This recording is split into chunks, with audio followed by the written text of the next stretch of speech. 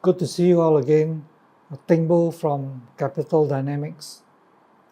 Before I proceed, today's topic is going to be very serious, and I hope you pay attention to it. It will be first part of a two-part video. The following week, we will have a talk that will focus on the impact of President Trump's tariffs on America's inflation environment and what that would mean for the US monetary policy and US economy. So that will be in a later week. For today, we will focus on another important aspect, another important implication of the tariffs that President Trump has implemented so far and whatever he has promised in his 2024 presidential election. So the question is, will President Trump either unwittingly or otherwise create a global depression? The last time the world faced a depression was from 1929 to 1933. Some would have marked it up to 1929 to 1939. The Dow Jones Industrial Average at that time plunged 90%, 90. The United States suffered a spine-chilling unemployment rate of nearly 25%, 25%. The unemployment rate of US at the moment, the unemployment rate of Malaysia at the moment is about 3 to 4%. The Great Depression, for those of you who are not familiar enough, was a major cause of World War II. What? So will America, under Trump version 2, create another global calamity again? What I'm about to share with you is not about bashing any country. It is not about anti any country. It is to give you facts, historical facts, present facts, which we have researched pretty extensively, and then for you to make some intelligent decision. Because 2025, now it's only, first week of March, we have already seen a lot of events that are very troubling. We will look at it from an analytical point of view, and please share your comments. Please give your comments and then share our video so that more people would know what is happening. And of course, please like it. And if you have not subscribed to Capital Dynamics YouTube channel, please do so. So let's proceed. Trump version 2, is it a rebirth of President Hoover? In his first term from 2017 to 2021, Trump ended his novice presidency with a sharp US recession caused by the 2020 COVID pandemic. Trump is now desperately trying out again what he failed to achieve in his first very amateurish try. So will Trump version 2 succeed in creating a global depression as he goes about in his very chaotic way of making America great again? The last time the world faced a depression was 1929 to 1932. I already reminded you of the facts. You can see from some of the shots what it was like. It was a game changer. It was for millions of people around the world, life-changing. Now, why do I think that we may be going down that path again? President Trump, aided by an economic illiterate by the name of Peter Navarro, in trying to rescue the United States, is somehow obsessed with America's trade deficit. Trump is a deficit paranoid. Well, you look at it superficially, he could be justified in doing so. You can see from the chart the US trade deficit, which is export minus imports, has been climbing. In 2010, it was about 600 billion US dollars. In 2024, it has doubled to about slightly over 1.2 trillion dollars. By 2021, in the first year of the pandemic, the United States experienced the first trade deficit that was over $1 trillion US dollars. Note carefully in this chart, the blue bar, which is trade deficit in absolute amount, and the red line, which is US trade deficit as a percentage of US GDP. If you notice, while the blue bar has been climbing, the red line has been pretty flat. In fact, in 2010, the percentage of the trade deficit percentage terms of GDP was a bit higher than what it is now in 2024. Right? By end of 2024, the trade deficit was 1.2 trillion. In other words, America imported $1.2 trillion more than what America exported. This is on a monthly basis. The latest is January 2025, and the American horror tale got worse, because in January 2025 alone, America's trade deficit hit 153 billion US dollars. It exploded to a record high. At this rate, if it continues, then 2025 will see America's trade deficit jumping to what, 1.7, 1.8, 1.9 trillion US dollars. So you may think, yeah, President Trump is right to tackle this trade deficit problem. But actually it's not that scary, because you have to look at it as a percentage of US GDP. The trade deficit has been flattish. The trade deficit in absolute amount has doubled because the US economy in absolute terms has more than doubled from 2010 to 2024. So that's nothing exceptional, nothing special about that. The major sources of America's trade deficit by country are concentrated in about 9-10 economies, as you can see from the table, from China, Mexico, Japan, Germany, Canada, Vietnam, Ireland, South Korea, Thailand, Italy. Right? Now these 9-10 economies make up the bulk of US trade deficit. What you should notice, what you should take away from this diagram, from this table, is that the trade deficit with China has increased slightly from 2010 to 2024. Mexico has ballooned, so has Vietnam, so has South Korea, so has Taiwan, so has Italy, so has Germany.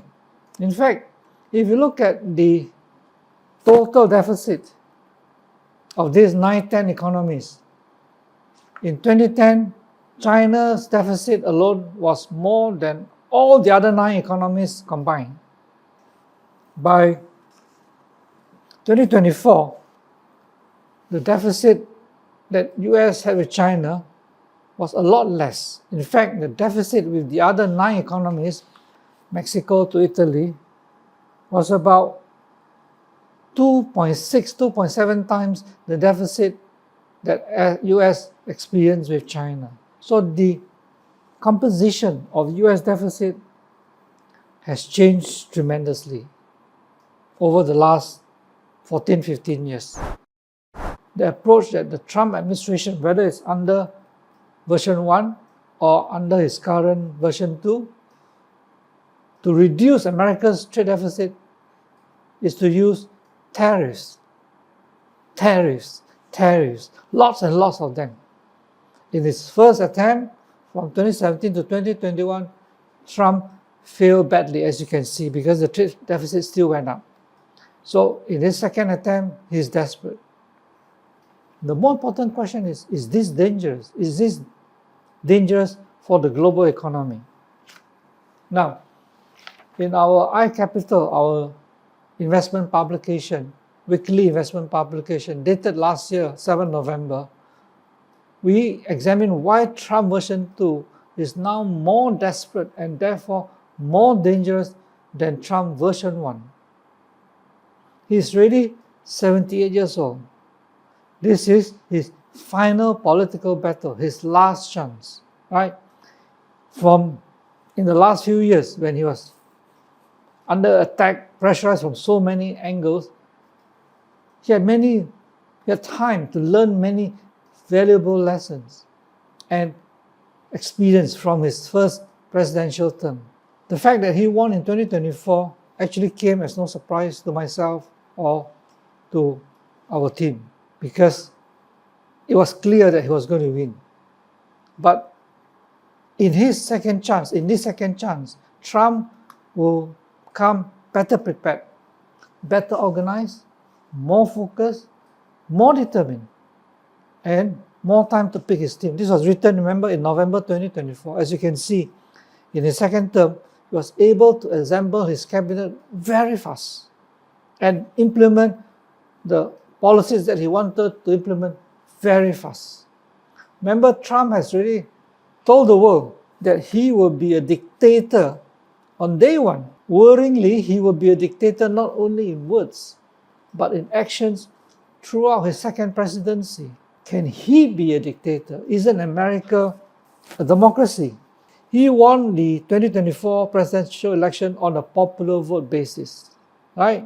The Republicans won back majority in the House of Senate. By now, they have also won control of the House of Representatives. The strength of any democracy is supposed to come from well-established and respected institutional checks and balances. Now, you would think that for a democracy like America, you can take that for granted. Unfortunately, this is now demolished. There's no real check and balances for the United States of America anymore. Why? Now, in July 2024, the US Supreme Court made a ruling that the US President is immune to any kind of legal actions, when he's acting in the duty as the President. Essentially, Trump, as the US 47th President, can do whatever he wants. He is like a king. But more frighteningly is that Trump has the motivation, the position, and the resources, unlimited space and unrestricted space to do whatever he wants. And he knows, more importantly, he has got only limited time left to achieve what he wants to do. Now, for clues on what Trump will be doing, which we wrote in November 2024, we asked our subscribers of iCapital to look into Project 2025. I think I've mentioned this in my past presentation, in my past videos, but Project 2025 is scary. And if you look at what Project 2025 wants America to do and what Trump has implemented, they're very similar. Whether it's immigration, whether it's dismantling US government bureaucracy, they are very similar. Now, tariffs are bad for every country, except when the economy is young and beginning to industrialize, and her industries need protection from the developed economies. But the United States is nowhere near a young developing economy. It's the largest, the biggest economy in the world. Yet, Donald Trump chooses quick fixes and politically popular solutions like tariff imposition to solve a problem which is long-term and structural in nature. What is the real cause of America's trade deficit has nothing to do with other countries taking unfair advantage over the United States. The real cause, the real fundamental cause of America's persistent trade deficit is because America has been over-consuming and saving too little for too many decades. You want to solve your problem, really tackle it, you got to tackle these structural problems. But he can't. Donald Trump can't, because he's got only 2-3 years left. So he has got to go for quick fixes, which is scary. Right? So to understand the dangers that the tariffs from Trump version 2 posed to the entire global economy, we need to go back to the 1930 global depression. Just to just show you a photo of what it was like. This is before the depression started. This was when the stock market started to peak in August 1929, and then by October 28, 1929, the New York stock market made a famous Black Monday plunge of about 12 to 13% in a single day. But by the end of 1929, up to the first quarter of 1930, the New York Stock Exchange was recovering steadily. In 1929, there were no signs that the United States was about to experience a Great Depression. In fact, what happened was many respected authorities were optimistic. In 1927, John Maynard Keynes, one of Britain's greatest economists, said that we will not have any more crashes in our time. How wrong he is. Then Irving Fisher, a leading US economist at that time, there may be a recession in stock prices, but not anything in the nature of a crash. He said this in 5th September 1929. But Irving Fisher's most famous quotation, which he said on 17 October 1929 was, "Stock prices have reached what looks like a permanently high plateau. I do not feel there will be soon, if ever, a 50-60 point break from present levels, such as the bears have predicted. I expect to see the New York stock market a good deal higher within a few months." Well, he was right, because after that, like I mentioned, the New York stock market recovered steadily until April-May of 1930. On 17th of May 1930, the Harvard Economic Society from the Harvard University wrote, "By May or June, the spring recovery forecast in our letters of last December and November should clearly be apparent." Three leading authorities in 1929 and 1930. Then something went wrong, seriously went wrong, in the middle of 1930. As usual, when there's a global crisis, it always starts in the United States of America. Whether in 1929, whether in 2008, whether in 2000, it's United States of America. The Smoot-Hawley tariff bill was passed by the US House of Representatives in May 1929, and then it went through the US Senate in March 1930, right? This Tariff Act of 1930, which is commonly known as the Smoot-Hawley Tariff, was a law that implemented protectionist trade policies in the United States. You can see the two Republican politicians, Reed Smoot and Willis Hawley. Now this tariff bill was signed into law by President Hoover on 17 June 1930. This act raised US tariffs on 20 over 1,000 imported goods. What happened? As you can see, the red line, it shows you the average tariff in America. It was pretty high in the later part of 19th century. Then by the early 19th century, tariff was cut until about 1920, 1921, and started rising. But by the time the Smoot-Hawley Tariff Act was implemented in 1930, the average US tariff went up to almost nearly 60%. Unbelievably high level. So the Smoot-Hawley tariff made a normal 1930 recession into a global depression. Why? Because this Tariff Act started a global trade war.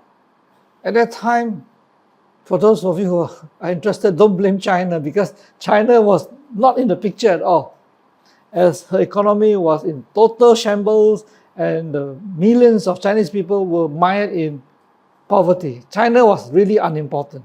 It was basically United States with Europe, with Argentina, with Canada, with Mexico, with Britain and Japan. As Charles Kindleberger, he's a very famous economist, wrote, "The passage of the Smoot-Hawley tariff through the US Senate in March 1930, its emergence from committee in April, and signing into law on 17 June 1930, let loose a wave of retaliation." This book, written by him, The World in Depression, 1929 to 1939, for those of you who are interested in doing serious research, take a read. Very enjoyable, and at least you know that even a great economy like America has to go through great sufferings. Are you tired of doing investment research on stock markets? Want to spend time on your hobbies or go out with your friends instead? Introducing iCapital, where you can get independent, objective, and comprehensive investment advice on the go. Available in English and Mandarin and can be accessed via app, website, and print copy. We provide thorough, first-hand research-based findings on listed companies, economies, and stock markets, and clear perspective of how markets interact and how they influence investments, as well as provide Malaysian and global stock recommendations, stock portfolios with outstanding performance to follow. Subscribe now to iCapital for stock news. From only 49 ringgit a year, start investing like a fund manager. Subscribe now at www.icapital.biz. The global trade war resulting from the Smoot-Hawley tariff and the retaliation was devastating. Global trade quickly collapsed.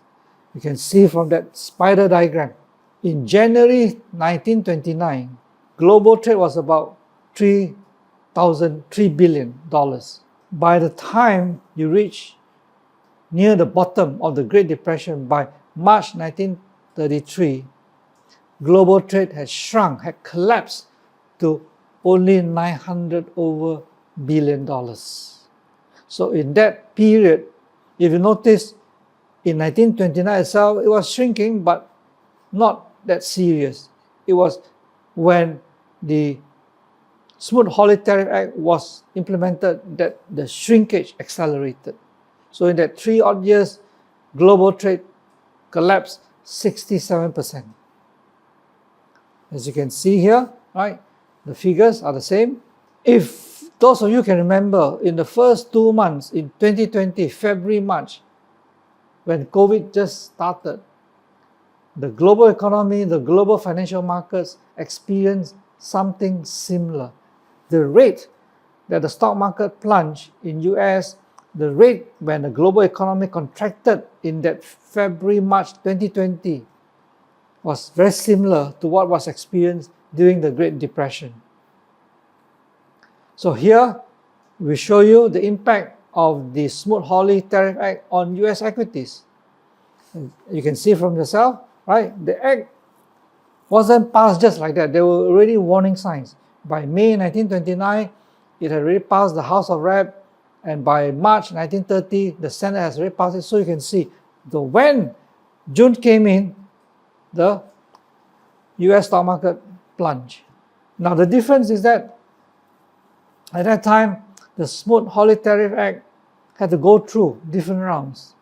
This time now, Trump version 2 is a different position.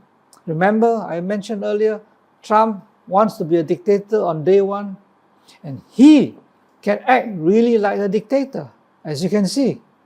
He doesn't need all those passing of the bill. His executive orders keep coming out. And with a cabinet that is filled with, all of them are billionaires, none of them dare to say no to President Trump.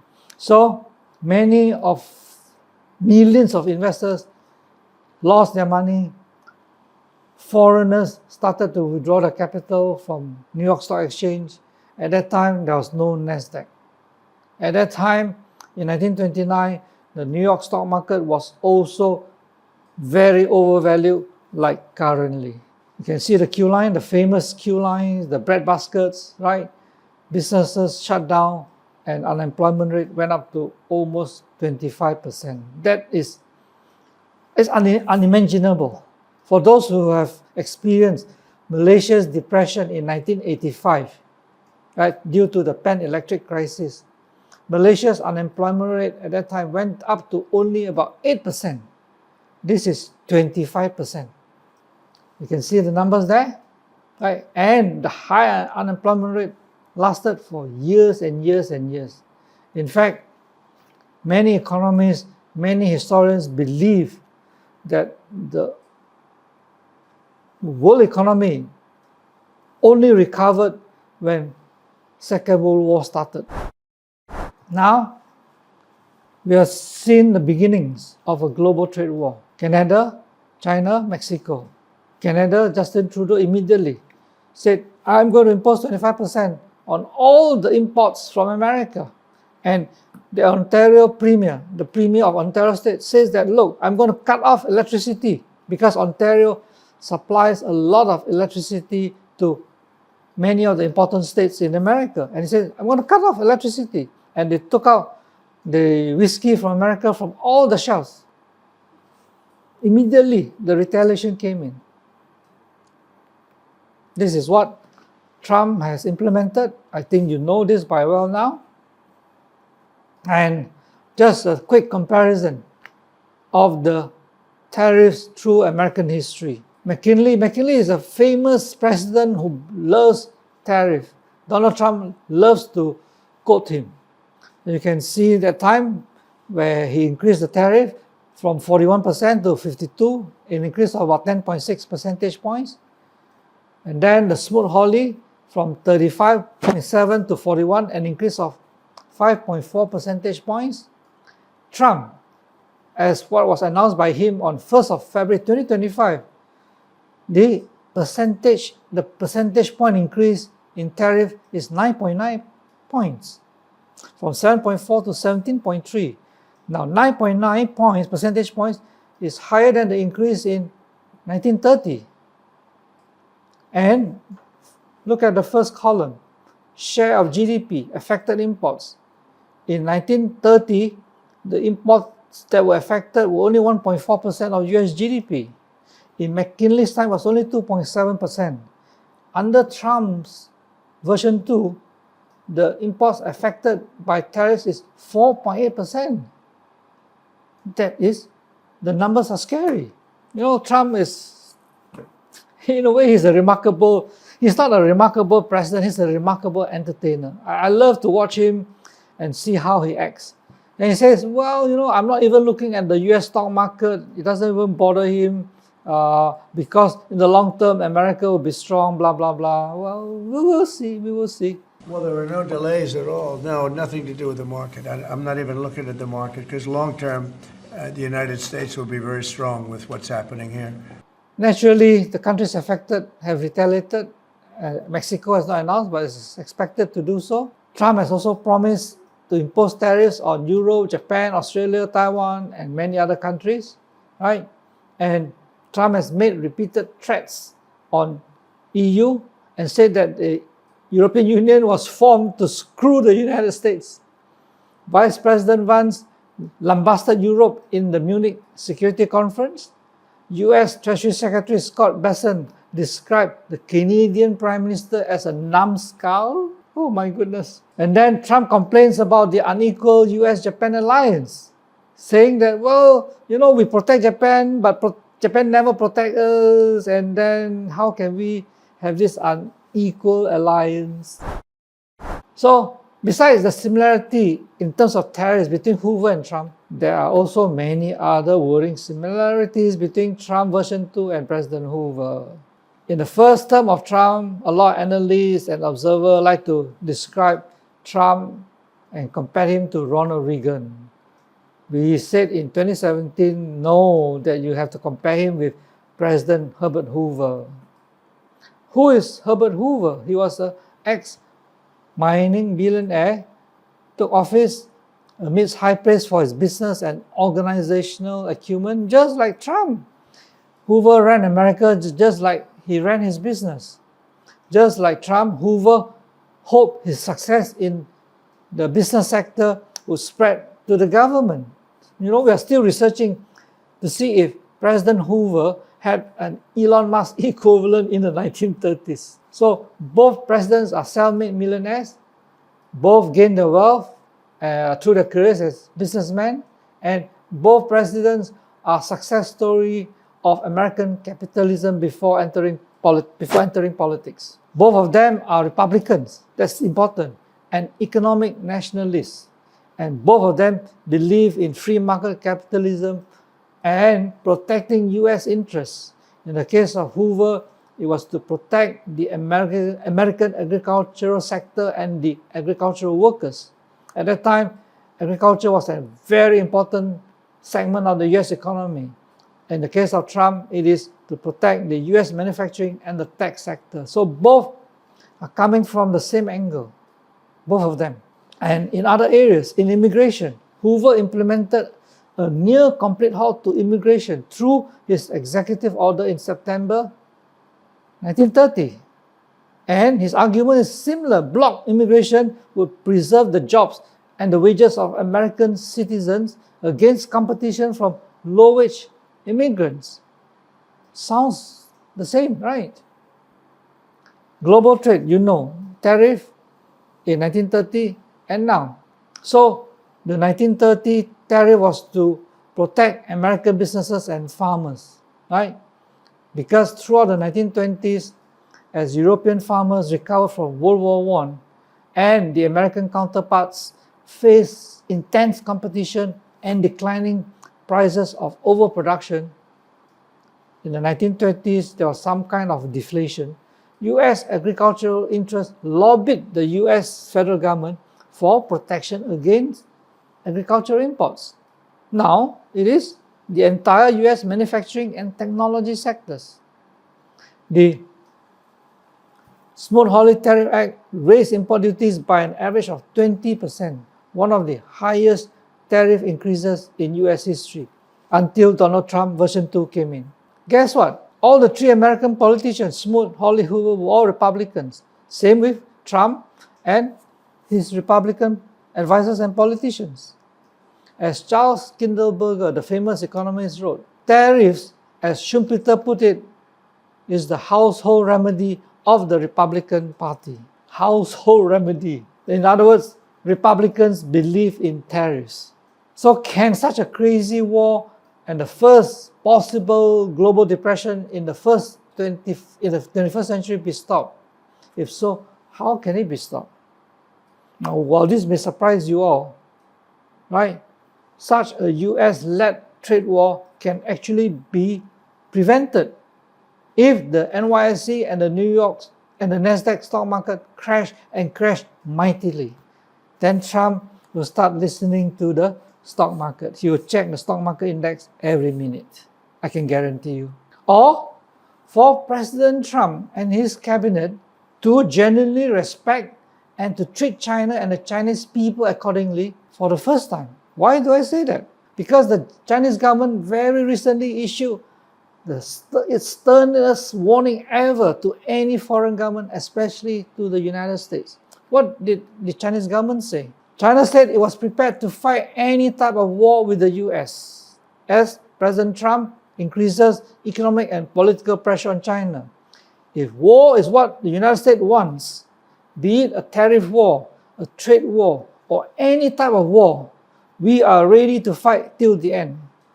The Chinese embassy in the United States posted on X, signaling a very different stance towards the United States. These remarks from the Chinese embassy came in because in response to Trump's additional 10% tariffs on imports from China, which means the tariffs now on Chinese imports will be 20%.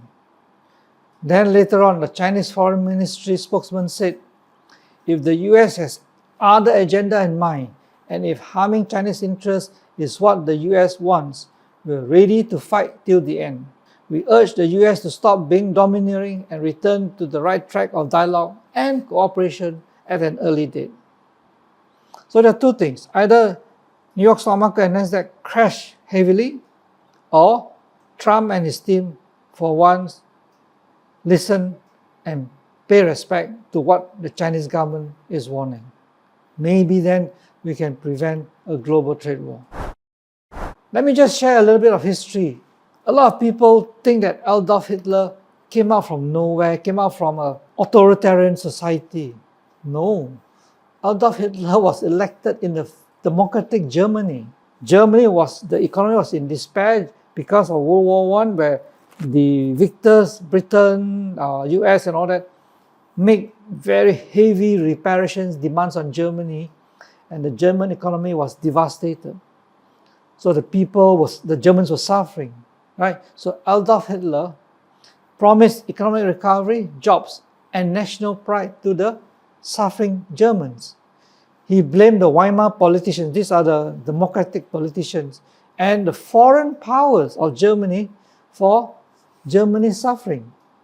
Using mass propaganda, that time no social media, rallies, and fiery speeches, Adolf Hitler mesmerized the Germans and gained huge public support. So this is how Hitler gained dictatorship through democracy. Sounds similar to Trump, isn't it, right? Hitler was appointed Chancellor in January 1933, right? Germans were looking for strong leadership.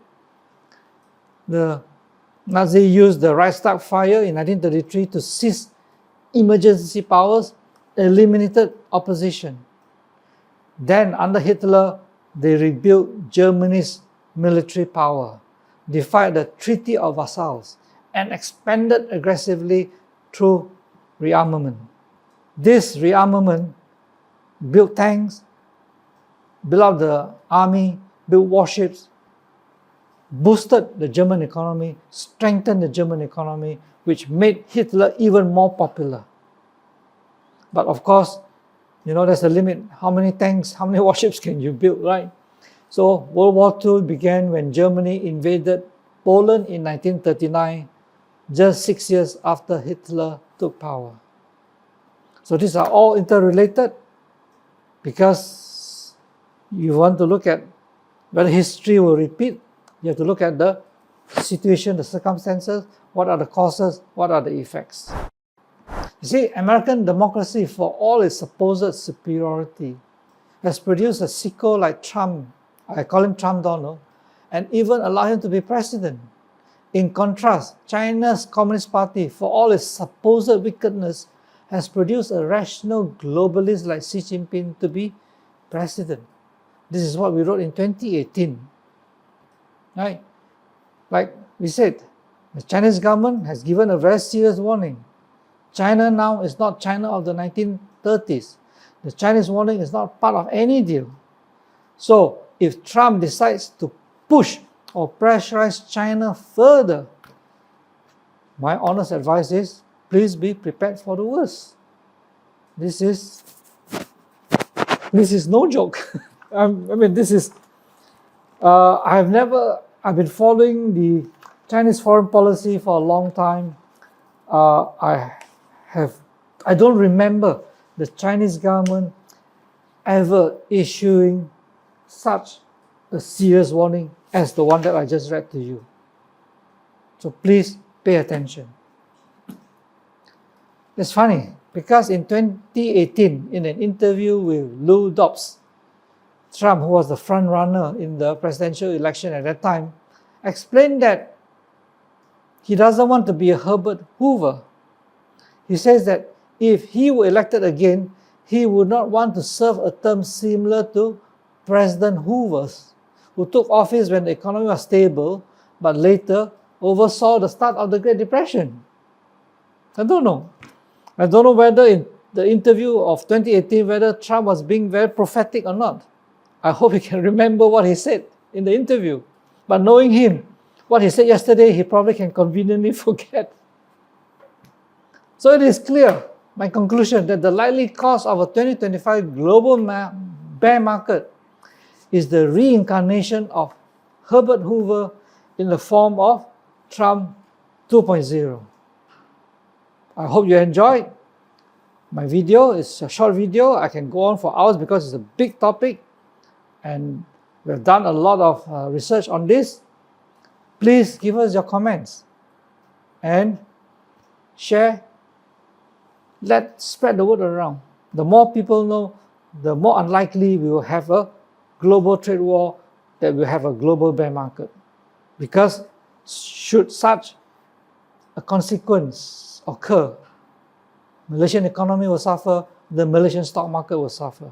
Everyone will suffer. I hope you have a good weekend, and I see you again next week. Bye-bye.